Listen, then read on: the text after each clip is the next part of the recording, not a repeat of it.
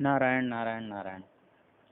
सच्चिदानंद रूपाय विश्वोत्पत्त्यादि Hathaway तापत्रय विनाशाय श्री कृष्णाय वयम नमः। श्रीमद्भागवत कथा के अंतर्गत तृतीय स्कंद से आज हम श्रवण करेंगे कपिल गीता।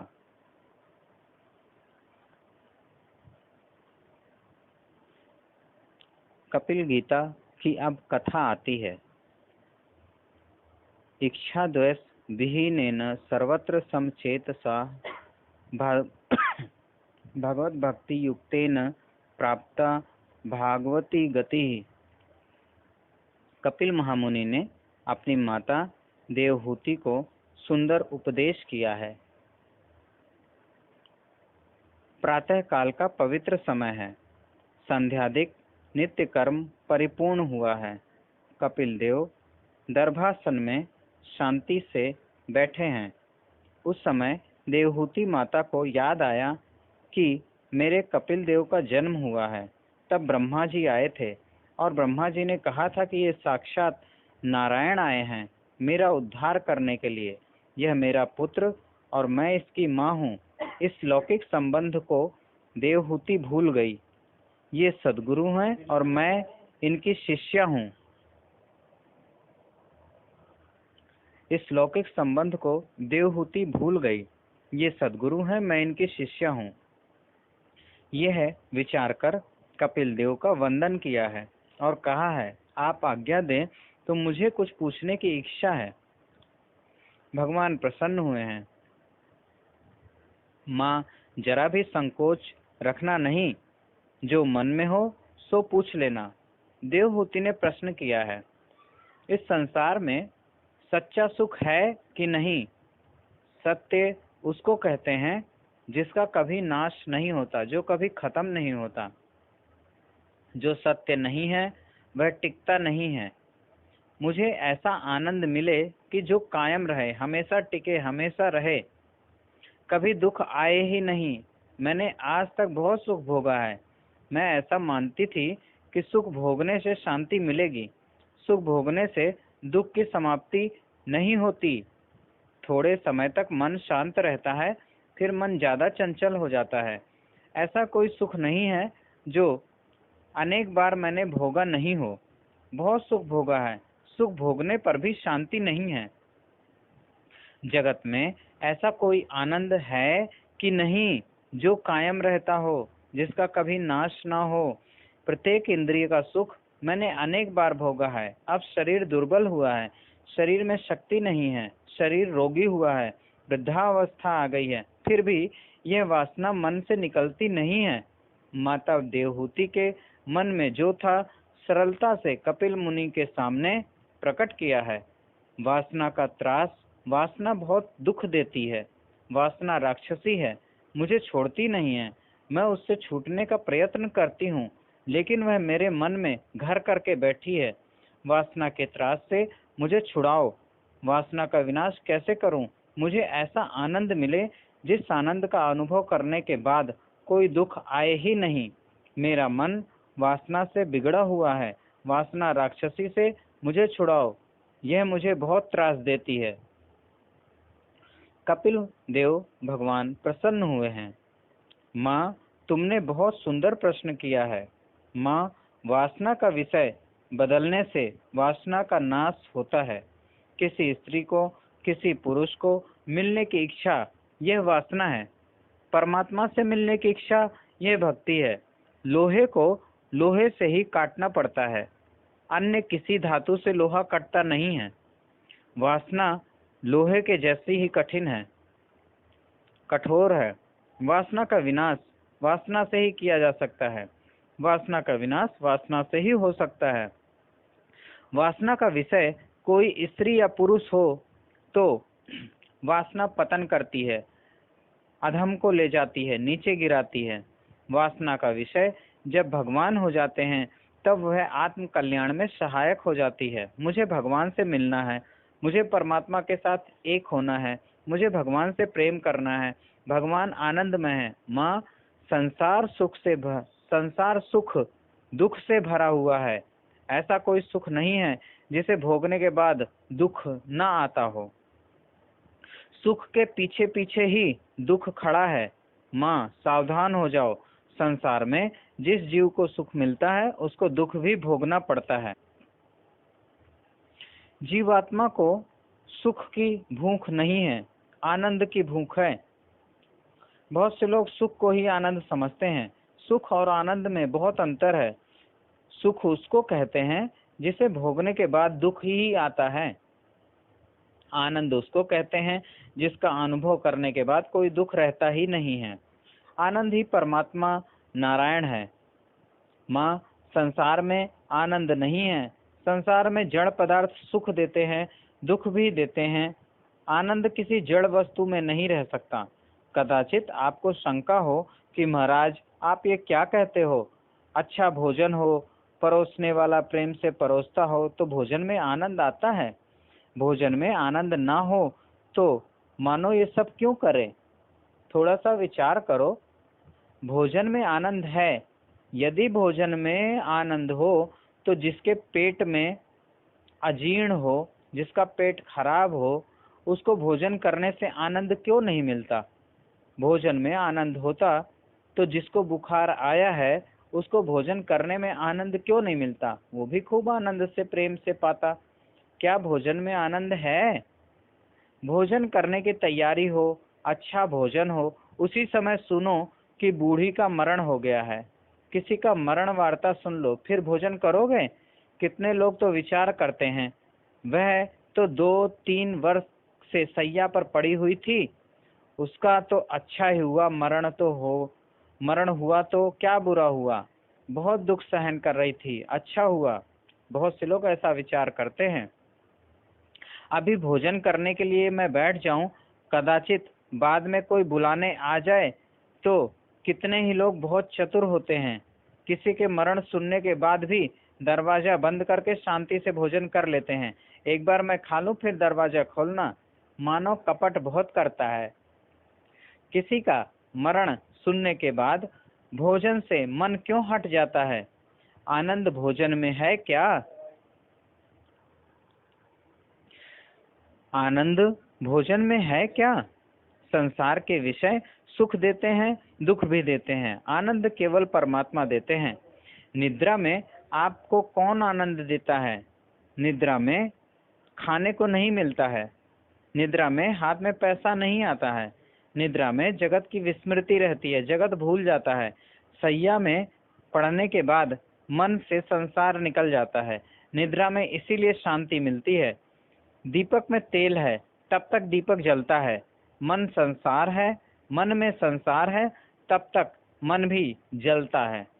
निद्रा में जगत की विस्मृति हो जाती है, जगत भूल जाता है, इसलिए शांति मिलती है। निद्रा में आनंद नहीं है, जगत की विस्मृति है। निद्रा में परमात्मा का अनुभव नहीं होता है। जगत की विस्मृति हो तो परमात्मा का अनुभव होता है। परमात्मा आनंदमय है। निद्रा में जीव जगत को भूल जाता है।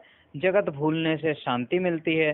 संसार में शांति हो तो सब कुछ छोड़ करके मानव को निद्रा की इच्छा क्यों होती? अगर संसार में शांति होती तो मानव संसार में लगा रहता, सोता ही नहीं। कहता यहाँ शांति है, आनंद है, लेकिन वो सोता है क्योंकि निद्रा में ही शांति मिलती है। और निद्रा में शांति क्यों मिलती है? क्योंकि जगत से विस्मृति हो जाती है। जब तक हम जगत को अपने हृदय में रखेंगे तब तक हमारा हृदय जलता रहेगा, दुख मिलता रहेगा। जब हम जगत को दूर करके फिर परमात्मा का ध्यान करेंगे, लोगों को उपकार के लिए, दूसरों को भला के लिए काम करेंगे तो शांति मिलेगी। बड़ा राजा हो, उसको भी राजमहल में शांति नहीं मिलती। राजमहल को भूल जाता है, उसको निद्रा आती है, तब शांति मिलती है। बहुत से लोग तो निद्रा के लिए गोली खाने लगे हैं। संसार सुख दुख से भरा हुआ है। जो जगत को भूल जाता है, जो नारायण के रूप में तन्मय हो जाता है, उसी के दुख की समाप्ति होती है। उसी को आनंद में परमात्मा का अनुभव होता है। जीव जब किसी जीव को मिलता है तब सुख होता है। जीव जब ईश्वर को मिलता है तब कैसा आनंद होता होगा? कपिल भगवान कहते हैं, माँ, बिगड़े हुए मन को सुधारने के लिए ही मानव का जन्म हुआ है। यह मन बहुत बिगड़ा है, इसीलिए दुखी होता है। मन गड्ढे में ही जाता है। मन पानी के जैसा है। पानी कभी नीचे से ऊपर नहीं जाता, पानी ऊपर से नीचे ही गिरता है, गड्ढे में ही जाता है। मन पानी की तरह है। पानी कभी ऊपर चढ़ता नहीं है। मन को कभी ऊपर जाना ही नहीं है। मन भी कभी ऊपर नहीं जाता है। संसार वृक्ष के मूल परमात्मा ऊपर हैं। भगवान किधर है? नीचे की तरफ नहीं है, ऊपर की तरफ है। और मन को ऊपर जाने पसंद नहीं है। मन जाता नीचे है, इसी से दुख बढ़ता है। पानी को यंत्र का संग हो, मशीन मिल जाए तो पानी ऊपर भी चढ़ता है। यंत्र का संग से जिस प्रकार पानी ऊपर चढ़ता है, वैसे ही मंत्र के संग से, मंत्र का संग करने से मन परमात्मा के चरणों में जाता है। मन ऊपर की तरफ फिर जाने लगता है। भगवान हैं, भगवान दिखते नहीं हैं। भगवान ने जगत में अपने स्वरूप को छिपाया है। भगवान ने नाम को प्रकट कर रखा है, अपने नाम को प्रकट कर रखा है। नाम भगवान का ही रूप होते हैं। उसी नाम का सहारा लेने पर मन धीरे धीरे परमात्मा की ओर, ऊपर की ओर जाने लगता है। मन को जो भगवान के नाम में रखता है, हर थोड़ी थोड़ी देर बाद भगवान का नाम लेता रहे, तो मन धीरे धीरे संसार से विस्मृति हो जाएगी। मंत्र के साथ जो मैत्री करता है, मंत्र के साथ दोस्ती कर लेता है, उसका मन भगवान के चरणों में जाता है। ऊर्ध्व मूल मथः शाखम, ये गीता से है। संसार वृक्ष का मूल परमात्मा ऊपर है। गीता में समझाया हुआ है कि पेड़ क्या है? उल्टा है, जड़ ऊपर है और फल फूल पेड़ पत्ते नीचे हैं। ये फल फूल पेड़ पत्ते क्या है? जीव और संसार है। इसी में संसार मस्त है, जबकि क्या है? जड़ ऊपर है। ऊपर जाने के लिए उल्टा पानी ऊपर जा नहीं सकता, ऊपर से नीचे पानी आ सकता। अब हमें ऊपर भगवान के पास जाना है तो क्या करना है? वह भगवान के नाम का सहारा लेना है। यही सहारा हमें भगवान तक पहुंचाएगी। जैसे पानी को यंत्र का सहारा होता है, ऐसे मन को मंत्र का सहारा होता है। परमात्मा ऊपर है, मन नीचे जाता है। यंत्र का संग होने से जिस प्रकार पानी ऊपर चढ़ता है, मंत्र के साथ प्रीति करने से, मंत्र में मन को स्थिर करने से, मंत्र के आधार से मन को भी भगवान के चरणों में ले जाया जाता है। मंत्र में मन को रखो, भगवान का दर्शन करने की, प्रभु से मिलने की इच्छा रखो। सत्संग करने से बिगड़ा हुआ मन सुधरता है। संत की परीक्षा करना बड़ा कठिन है। संत को ही संत मिलते हैं। अगर हम ये चाहें कि पहले हम परीक्षा लेंगे कि गुरु जी अच्छे हैं कि नहीं, भगवान के बारे में जानते हैं कि नहीं, ज्ञान है कि नहीं, तो संत की परीक्षा करना बड़ा कठिन है। पर एक बात और कहा है कि संत को ही संत मिलते हैं, अर्थात अपने आप को संत बनाओ तो तुम्हें अपने आप ही संत मिलेंगे। और तुम सोचो पहले हम ढूंढेंगे, बढ़िया परीक्षा कर लेंगे, एकांत में देखेंगे गुरुजी कैसे रहते हैं, उसके बाद जो हम उनसे दीक्षा लेंगे, तब हम मंत्र जाप करेंगे, तब तो ये बहुत उल्टा काम है, फिर तो हम पहुंच चुके। तो संत को ही संत मिलते हैं, संत होने का प्रयास करो। संत हैं कि नहीं कैसे परीक्षा करोगे? नकली माल बहुत बढ़ गया है। सच्चे संत जल्दी मिलते नहीं हैं, संत को ही संत पहचान सकते हैं। तितिक्षवः कारुणिकः सुहृदः सर्वदेहिनां अजात शत्रुः शांतः साधुः साधुभूषणः। संत की परीक्षा जाति से नहीं होती है। किसी भी जाति में संत हो सकते हैं। ऐसी कोई जाति नहीं है जिस जाति में संत हुए ना हो। संत की परीक्षा कपड़ों से नहीं होती है। संत की परीक्षा उनके व्याख्यान से, उनके बोलने के तरीके से, उनके कथा करने के तरीके से भी नहीं होती है। जो विद्वान है, बहुत पढ़ा है, वह व्याख्यान कर सकता है, इसका मतलब ये नहीं कि वो संत है। संत की परीक्षा आँख से और मन से होती है। संत की आँख भगवान में स्थिर रहती है। संत का मन शांत रहता है। संत अतिशय सहन करते हैं। सुख दुख, मान अपमान, लाभ हानि आदि विषय परिस्थितियों में भी जिसका मन शांत रहता है, वह संत है। संत कौन है? जो सुख दुख में, मान अपमान में, लाभ हानि में विषम परिस्थितियों में, कठिन स्थिति में भी विचलित नहीं होता, हाय तौबा नहीं मचाता, एकदम उछलने नहीं लगता, एकदम बड़बड़ाने नहीं लगता, वो संत है।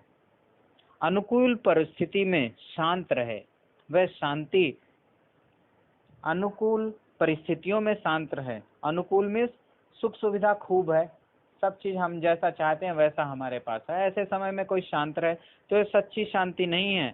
प्रतिकूल परिस्थिति में भी जो शांत रहे उसकी शांति सच्ची है। कोई गाली देता हो, कोई तिरस्कार करता हो, कोई विपत्ति आई हो, फिर भी शांत रहे तो सच्ची शांति है। संत अपने मन को भगवान से दूर नहीं जाने देते। जो अपने मन को भगवान में, भगवान के नाम में रखता है उसकी शांति का भंग नहीं होता। भगवान और भगवान के नाम ये दो नहीं हैं, एक ही हैं। तन कहीं भी जाए, मन को भगवान से दूर मत जाने दो। आपका मन जहाँ है वहीं आप हो। जहाँ आपका मन सोच विचार कर रहा है, चिंतन कर रहा है, वहीं आप हो। और इसीलिए कहते हैं कि 1 घंटा सुबह सुबह ध्यान करो। किसका चिंतन करो? भगवान का चिंतन करो। बस सोचो सिर्फ कि भगवान ऐसे हैं, भगवान के चरण ऐसे हैं, भगवान ने ऐसे ऐसे आभूषण पहन रखे हैं, भगवान के नेत्र ऐसे हैं, भगवान के बाल ऐसे हैं, भगवान ऐसी ऐसी बातें करते हैं, उनके साथ बातें करो। बस झूठी मूठी का शुरुआत करो तो ऐसे धीरे धीरे जो है चिंतन भगवान में लग जाता है। भगवान में लग जाता है तो धीरे धीरे भगवान मार्ग देते हैं, स्वयं ही मार्ग देते हैं कि ये करो, ये करो। हमारे अंदर मन में आने लगता है कि हमें ये करना चाहिए। इस तरह हम धीरे धीरे अपने आप को संत बनाएं। आपका मन जहाँ है वहीं आप हो। वैष्णव वह है जिसका मन गोकुल वृंदावन में रहता है। आपका तन जहाँ है वहाँ आप नहीं हो। आपका मन जहाँ है आप वहाँ पर हो। आप कहीं भी रहो, किसी भी शहर में रहो, मन से वृंदावन को याद करो, मन से संतों को याद करो, मन से भगवान को याद करो, तो आप भी वहीं हो। संत अपने मन को भगवान के चरणों में रखते हैं, भगवान के नाम में रखते हैं, भगवान के धाम में रखते हैं। कैसा भी दुख सुख मान अपमान का प्रसंग आए, इसके मन के ऊपर असर नहीं होता है, उनके मन के ऊपर असर नहीं होता है। तुकाराम जी महाराज थे जो विट्ठल भगवान में लीन हो गए थे, समा गए थे, उनके शरीर को कोई स्पर्श नहीं कर पाया था। तुकाराम जी महाराज के चरित्र में लिखा है, होली का दिन था, बहुत से दुर्जन गधे को लेकर के महाराज के पास आए। दुष्ट लोग थे और एक गधे को लेकर के तुकाराम जी के पास आए। तुकाराम जी बहुत सरल शांत स्वभाव के थे, उनका कोई अपराध नहीं था। दुर्जन लोग गधे को ले आए और कहा, आपको गधे के ऊपर बिठा करके आपका जुलूस आज निकालेंगे।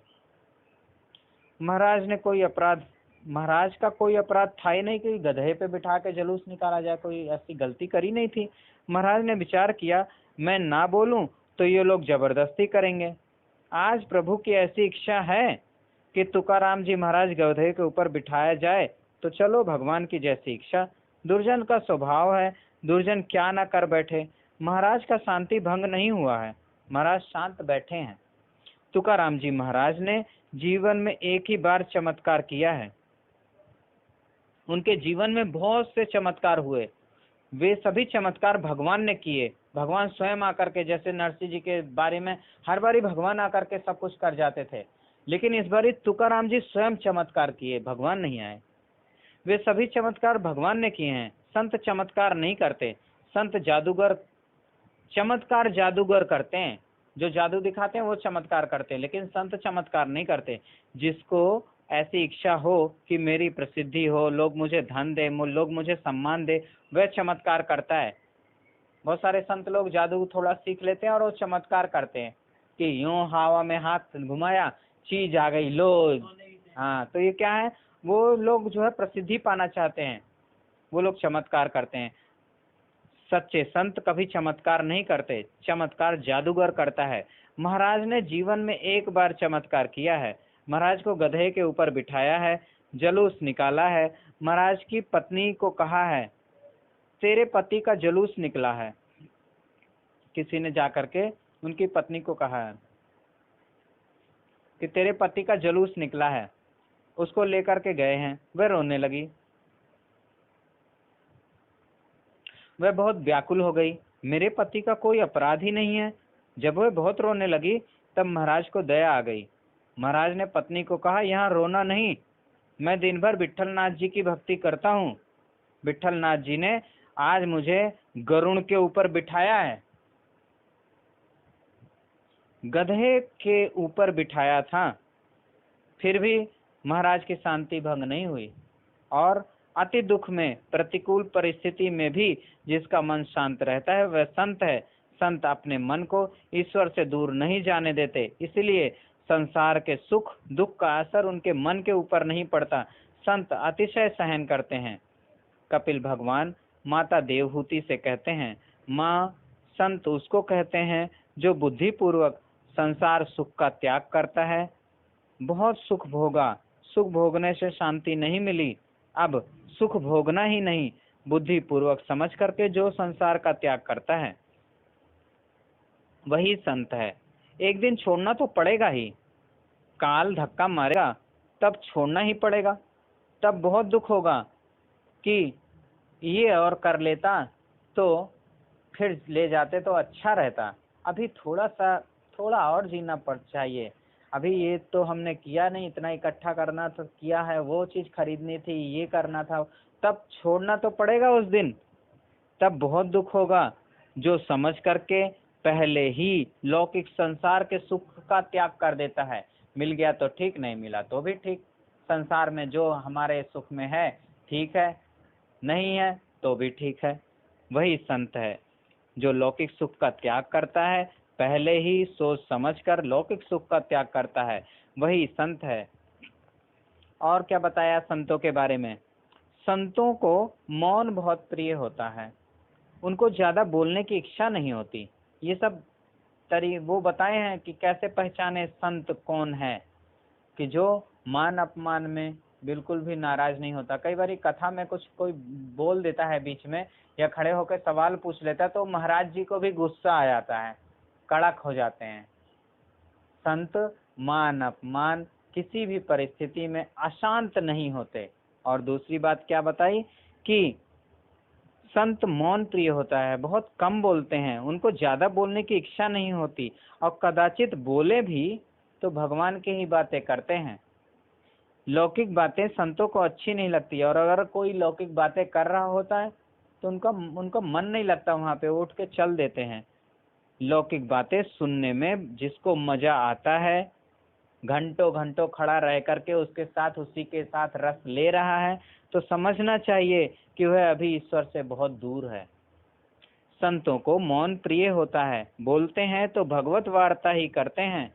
संतों के सत्संग में कृष्ण कथा सुनने का प्रसंग आता है। बार बार कृष्ण कथा सुनने से कृष्ण में श्रद्धा होती है।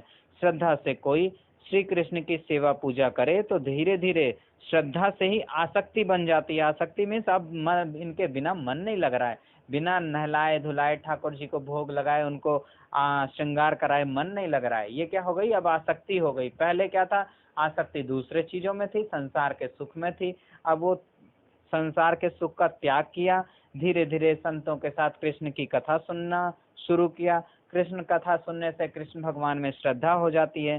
श्रद्धा करने से धीरे धीरे कृष्ण की सेवा पूजा करने का मन लगता है। सेवा पूजा करने से धीरे धीरे आसक्ति बनती है।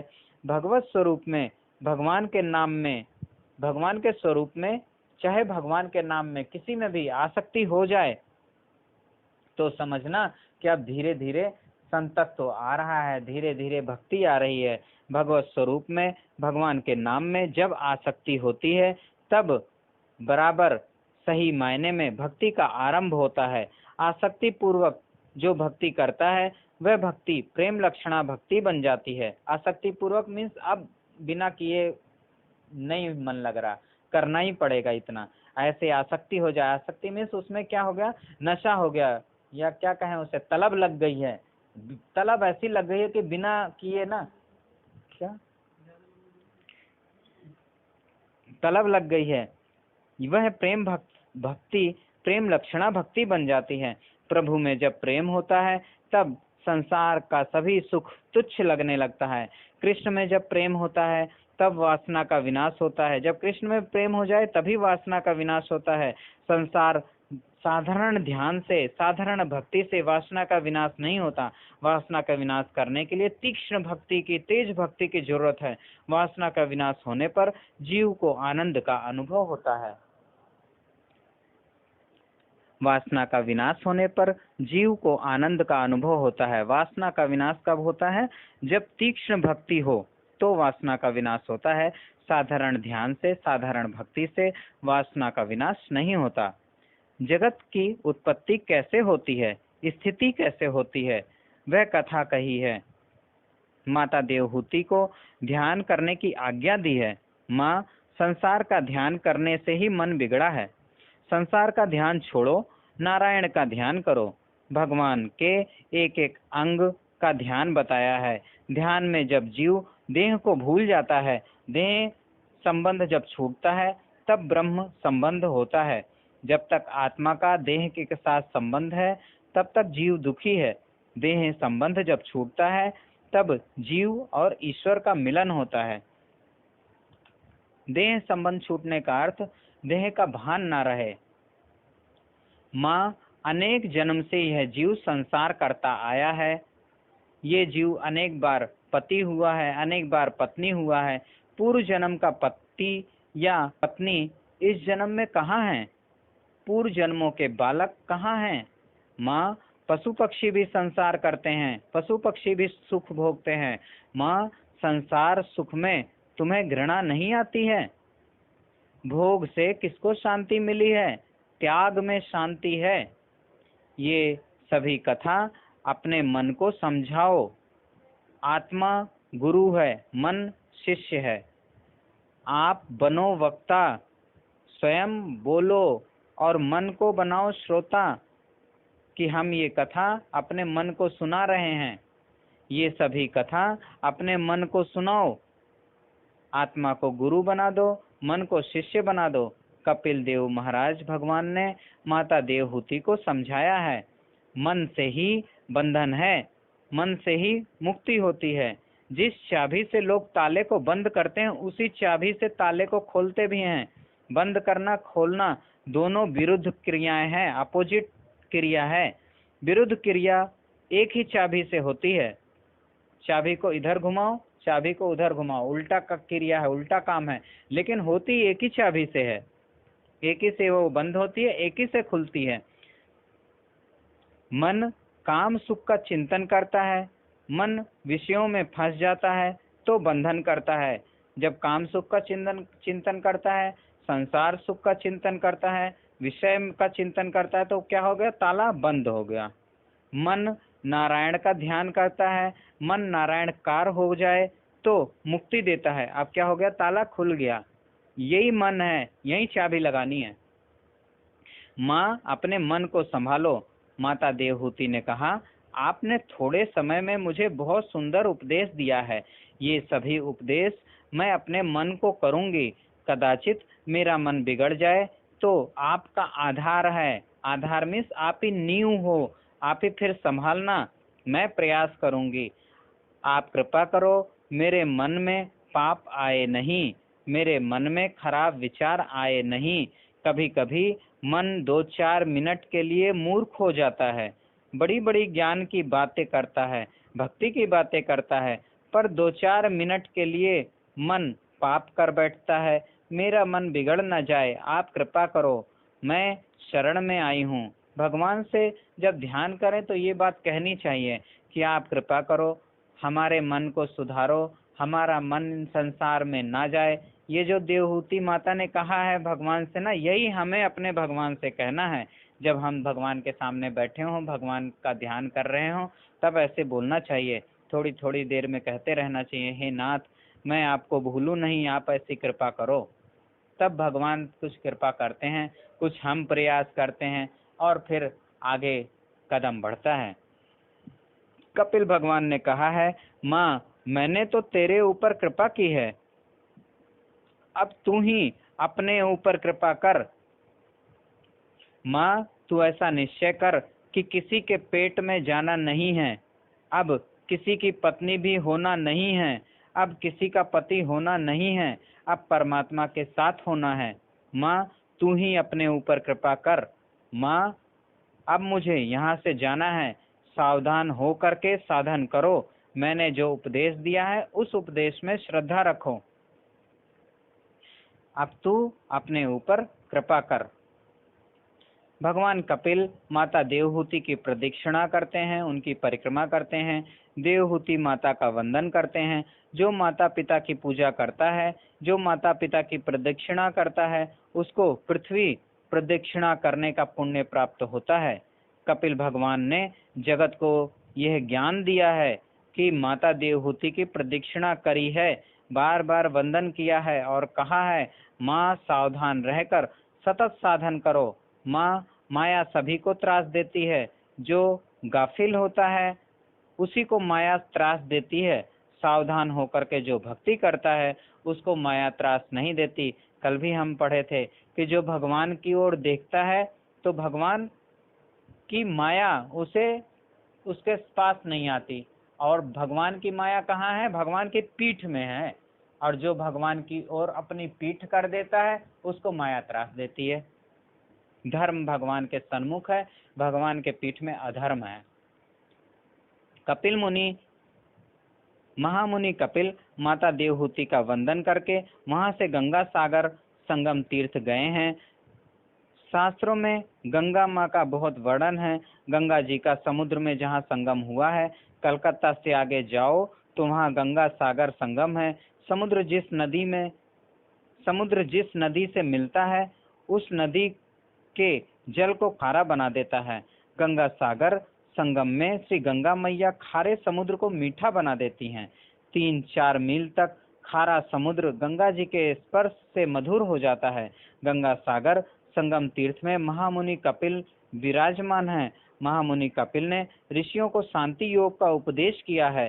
देवहूति माँ त्रिकाल सरस्वती गंगा में स्नान करती हैं। आदि नारायण परमात्मा का ध्यान करती हैं। हृदय पिघलता है, ध्यान में तन्मयता होती है, माँ को आनंद आता है। देवहूति माता के बाल बहुत सुंदर थे। सुंदर बाल धीरे धीरे पीली जटा बन गए हैं, जटाएं धारण की हैं, महायोगिनी हुई हैं। कभी कभी माता देवहूति को मन में त्रास देता है। मन को एक बुरी आदत पड़ी है, जो सुख भोगा है उसकी याद करता है। कभी कभी माता देवहूति को भी याद आता है, हम विमान में कैसा सुख भोगते थे, कैसा जीवन था। माता देवहूति अपने मन को समझाती हैं, अरे जो सुख परिणाम में दुख देता हो, जो सुख अंत में दुख देता हो, जो सुख शक्ति का विनाश करता हो, जो सुख मन को बिगाड़ता हो, उसको क्यों याद करता है। मन को समझाती हैं, जिसका त्याग किया है उसको क्यों याद करता है। कभी कभी मन में भी बहुत तूफान आता है, समझाने पर भी मन नहीं मानता है। मन बहुत शक्तिशाली है। मन 1-2 जन्म का नहीं है, अनेक जन्म का बिगड़ा हुआ है। पाप के संस्कार जागृत होते हैं, तब मन मानता नहीं है। ऐसे समय में माता देवहूति भगवान नारायण के चरणों में वंदन करती हैं कि मैं आपकी शरण आई हूँ, कृपा करो, मेरा मन फिर बिगड़ गया है। मुझे दिखता है मन पाप कर रहा है, मैं उसे रोक नहीं सकती, कृपा करो, मैं शरण में आई हूँ। मन जब बहुत बिगड़ता है तब मन को समझाना नहीं, प्रेम से भगवान के नाम का कीर्तन करो, जोर जोर से कीर्तन करो, प्रेम से कीर्तन करो तो मन शांत हो जाएगा। माता देवहूति को भी मन कभी कभी त्रास देता है।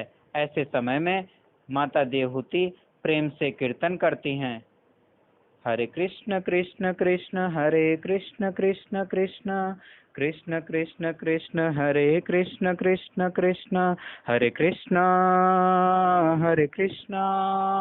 कृष्ण कृष्ण हरे हरे, हरे राम राम राम हरे हरे, हरे कृष्ण कृष्ण कृष्ण हरे हरे, हरे राम राम राम हरे हरे, हरे कृष्ण कृष्ण कृष्ण हरे हरे। हरे रामा हरे रामा राम राम हरे हरे। आज यहीं पर तृतीय स्कंद समाप्त हो रहा है। कल चतुर्थ स्कंद में प्रवेश करेंगे। अब भागवत जी की आरती।